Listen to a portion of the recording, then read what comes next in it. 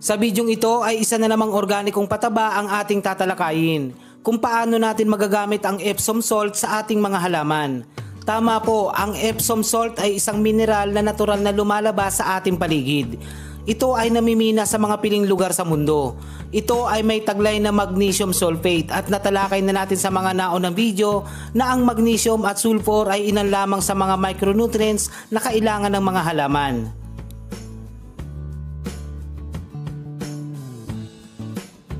Kapag ang ating mga halaman ay may kakulangan sa magnesium sulfate, madali itong makita.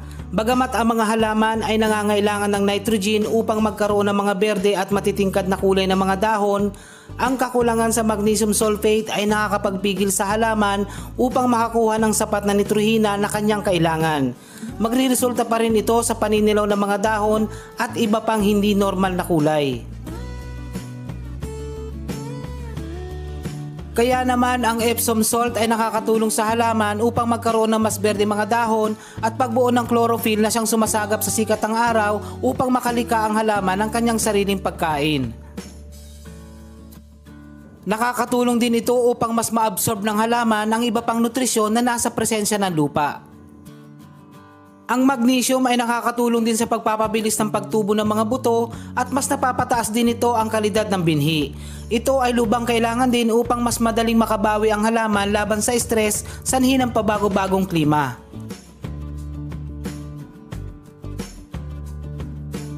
Naisasaayos din ng magnesium sulfate ang hindi pantay na antas ng acidity at alkaline sa lupa.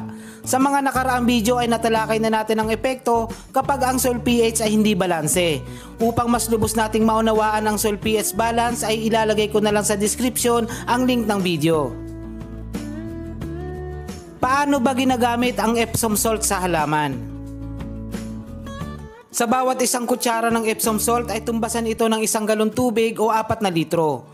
Dito sa aking garden ay alam nyo naman marami akong tanim kaya madalas naghahalo ako ng 4 na kutsara sa isang balding tubig na may 16 na litrong kapasidad.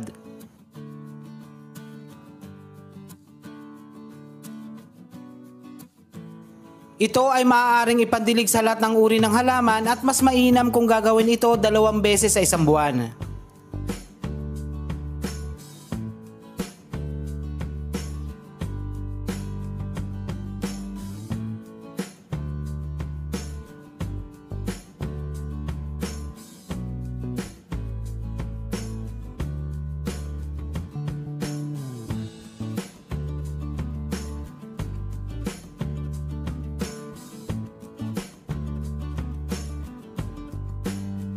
Maaari din itong ipang-spray sa mga dahon at gawin ito sa hapon.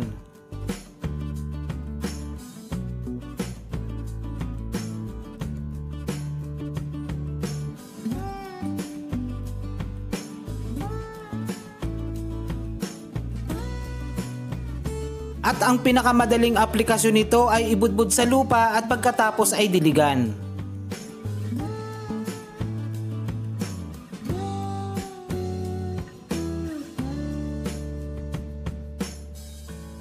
Ang Epsom salt ay nakakatulong din sa pagpapabulaklak ng ating mga tanim.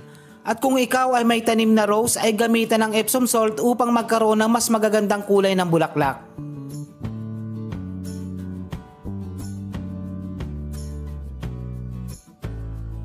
Ideal din ito sa mga tanim na kamatis at sili.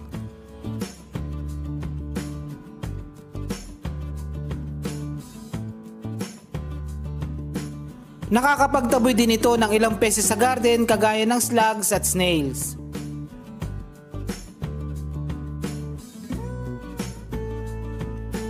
Magtanim ng gulay sa bahay dahil walang pinakamasarap, pinakasariwa, pinakaligtas at pinakamasustansyang gulay kundi ang ating sariling tanim.